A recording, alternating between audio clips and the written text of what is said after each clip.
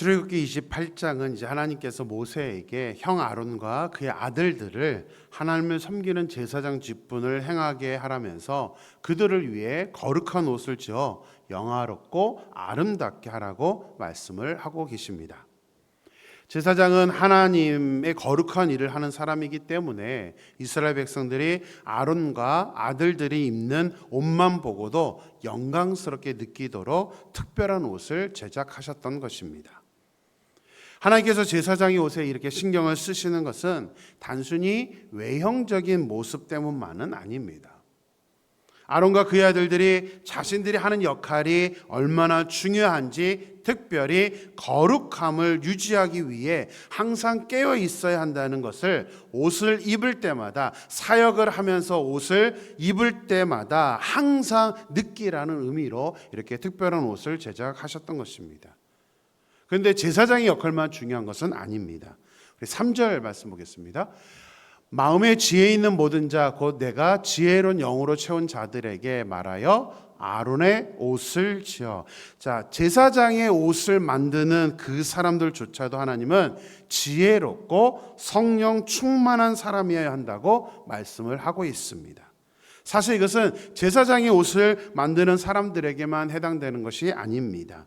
처음 성막을 만들라고 하셨을 때부터도 하나님은 이 성막을 만드는데 쓰임받았던 모든 일꾼들, 모든 사람들도 성령 충만해야 되고 지혜로워야 된다라고 말씀을 하셨습니다.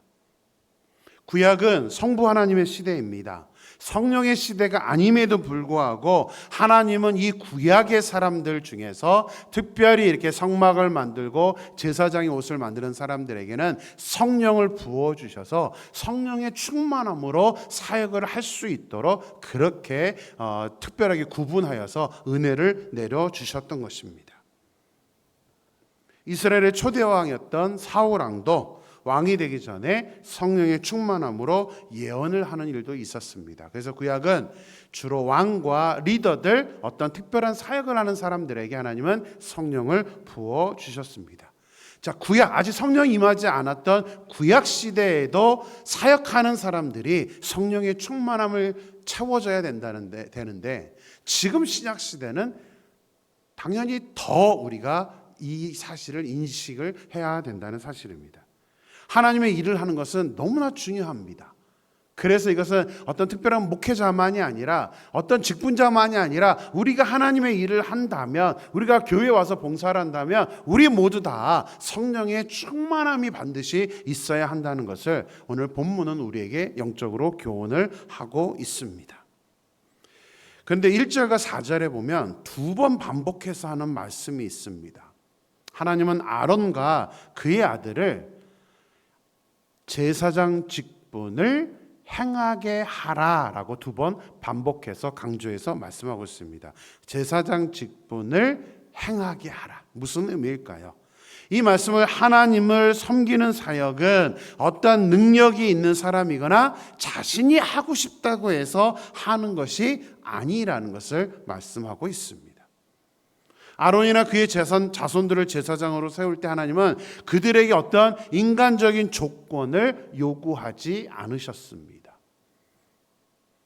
근데 우리는 외형적인 모습, 어떤 자격에 몰두하게 되는 경우가 많습니다. 그래서 그냥 겉으로 드러나는 모습 때문에, 그리고 자원하는 사람들만 하는 경우가 많습니다. 물론 자원이 근간이 되어야 되지만 때로는 하나님이 자원하지 않더라도 행하게 하는 경우도 있다는 것을 우리는 생각을 해야 됩니다. 너무 이제 현대교회가 너무 이제 사람들의 의견을 중요하게 여기다 보니까 안 하는 사람들에게는 권면하지도 않는 경우가 많습니다. 그렇다면 문제는 그 사람은 하나님의 일을 할 기회가 없다는 사실이죠. 우리가 하나님께 쓰임 받는다는 것은 사실 하나님의 은혜입니다. 내가 쓰임 받을 수 있다는 것은 은혜라는 사실을 우리는 반드시 인식을 해야 됩니다. 그래서 하나님의 일을 하게 되면 좋은 점은 뭐냐면 하나님께서 성령의 충만함을 채워주신다는 사실이죠. 그래서 우리가 봉사를 하고 섬기는 것이 단순히 교회에서 누군가를 일시키려고 하는 게 아니라 하나님의 은혜 안에 들어가게 하는 일이라는 것. 그래서 내가 이렇게 교회 안에서 우리가 섬기고 또 하나님을 위해서 하나님께 쓰임 받는 것이 중요하다는 사실을 우리는 인식을 해야 되는 것입니다. 그런데 성령 충만은 꼭 하나님을 섬기는 사역을 하는 사람들에게만 해당되는 것이 아닙니다. 자, 고린도전서 12장 3절을 보겠습니다. 그러므로 내가 너희에게 알리노니 하나님의 영으로 말하는 자는 누구든지 예수를 저주할 자라 하지 아니하고 또 성령으로 아니하고는 누구든지 예수를 주시라 할 수 없느니라. 신약 시대에 살고 있는 우리들은 예수님을 나의 주인으로 인정하게 되는 것이 내 의지가 아니라 성령께서 하시는 일이라고 말씀을 하고 있습니다. 성령으로 인해서 우리가 예수님을 영접하게 되고 우리가 신앙생활을 하게 되면 자동으로 성령이 우리 안에 내주를 하는 것입니다. 물론 이제 성령이 내주로 끝나는 것이 아니라 성령의 충만함을 덧입어서 은사도 받게 되고 또 그 충만함으로 성령의 열매를 맺게 되는 것입니다. 그래서 성령의 내주 이후에 우리는 그 충만의 단계로 열매를 맺는 단계로 나아갈 수 있는 것이죠. 그래서 하나님의 일을 하는 사역자들만이 아니라 우리 모든 사람들이 반드시 성령의 이미 내주가 있기 때문에 성령의 충만함으로 나아가야 되는 것. 그래서 우리가 하나님을 위해서 쓰임 받는 것이 결국은 더 우리가 하나님의 그 성령의 열매를 맺으며 나아갈 수 있는 그런 길이기 때문입니다. 우리는 거룩한 옷을 입은 사람입니다. 구약의 대제사장이 입었던 옷은 신약 시대에 우리 모두가 입는 옷이라는 사실이죠. 그래서 우리는 영화롭고 아름다운 하나님의 사람이 되어서 하나님의 그 주시는 지혜로운 영으로 가득한 사람이 되었다는 사실입니다. 그래서 소망합니다. 우리 사랑 임마누엘교회 모든 성도님들이 그냥 정말 아무 의미 없이 신앙생활하는 것이 아니라 온전하게 하나님께 붙들려서 사용되어져서 거룩한 대제사장이 될 수 있는 저와 여러분이 되기를 주님의 이름으로 축원합니다. 자, 제사장이 입을 옷을 이제 구체적으로 좀 설명을 이제 본문은 하고 있습니다. 크게는 흉패, 겉옷, 속옷, 관과 띠로 구성이 되어 있습니다. 기본적으로 입는 옷은 이제 에봇이라고 하는데요. 금실, 청색, 자색, 홍색 실로 그리고 또 가늘게 뺀 꼰 배실로 화려하게 만들었습니다. 우리 그림을 보면 저렇게 부분 나눠져 있습니다. 그리고 호마노 2개에 이스라엘 지파의 이름을 써서 어깨에 붙이도록 그렇게 만들었습니다. 어깨에 붙이는 것은 이제 보석을 통해서 12지파의 이름이 쓰여져 있습니다. 이스라엘 지파의 이름을 써서 어깨에 붙이는 것은 하나님께서 이스라엘 모든 백성들과 함께 하신다는 것을 상징하는 것입니다. 자, 본문에는 에봇만이 아니라 제사장의 옷을 만들라고 명령하시면서 6절과 8절에 반복하여 말하는 표현이 있습니다. 여러분들 본문을 보시면 정교하게 짜서라는 말이 반복되어서 나타납니다. 정교하게 짜서 만들라. 제사장의 옷을 대충 만들지 않고 아주 정교하게 짜서 만들라라고 말씀을 하고 있습니다. 근데 이 정교하게라는 단어가 아주 이렇게 세밀하다 이런 뜻도 있지만 히브리어 단어는 이제 호셰브라는 단어인데요. 솜씨 있게, 아름답게, 또 노련하게라는 뜻을 가진 단어입니다. 이 정교라는 단어를 이렇게 사용하는 것은 여러 색의 실을 사용해서 옷을 만들다 보니까 그 옷을 만들 때에 기술과 솜씨가 필요하다는 것입니다.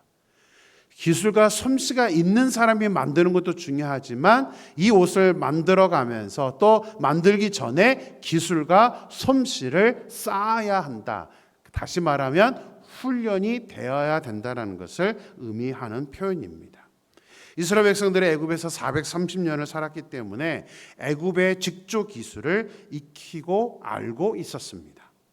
하지만 이미 가진 능력 안에서만 이것을 만들라고 하나님이 말씀하시는 것이 아니라 이것을 위해서 특별히 좀 더 공부하고 좀 더 노력해서 아주 이것을 솜씨 있게 만들어야 한다라고 말씀을 하고 있습니다.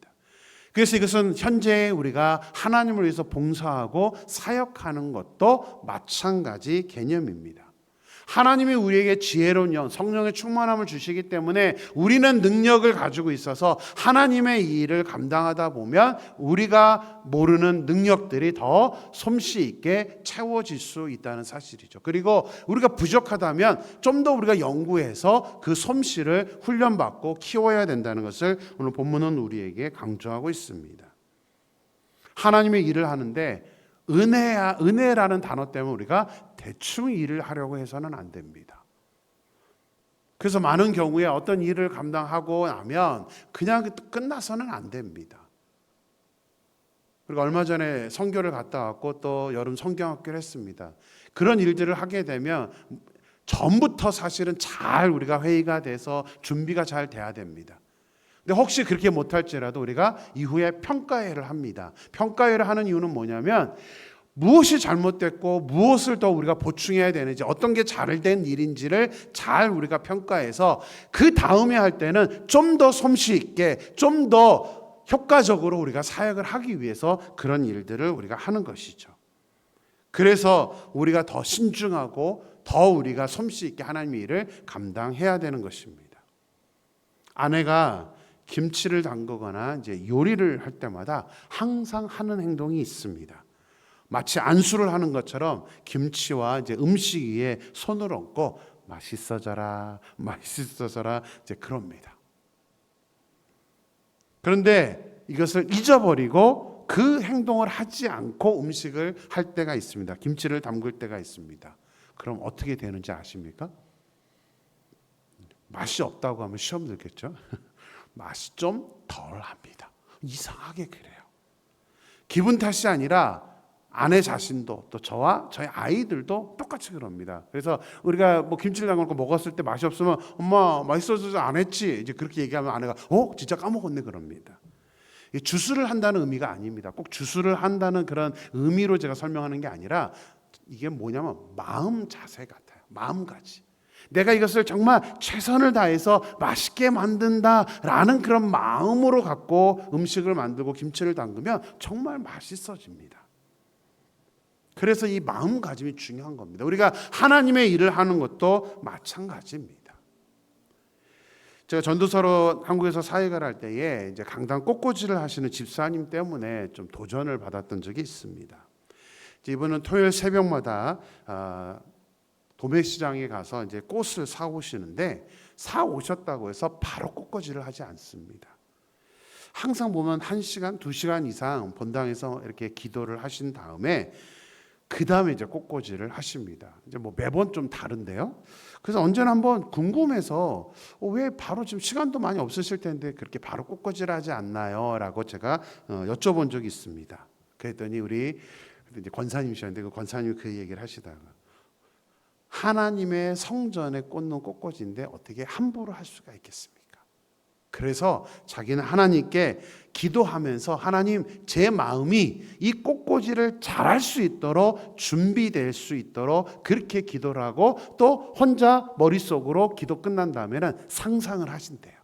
이렇게 만들면 하나님 예쁠까요? 저렇게 만들면 예쁠까요? 그러면서 어느 정도 마음에 확신이 생기면 그때서야 이제 꽃꽂이를 시작하신다라고 말씀을 하셨습니다. 제가 굉장히 도전과 충격을 받았었습니다.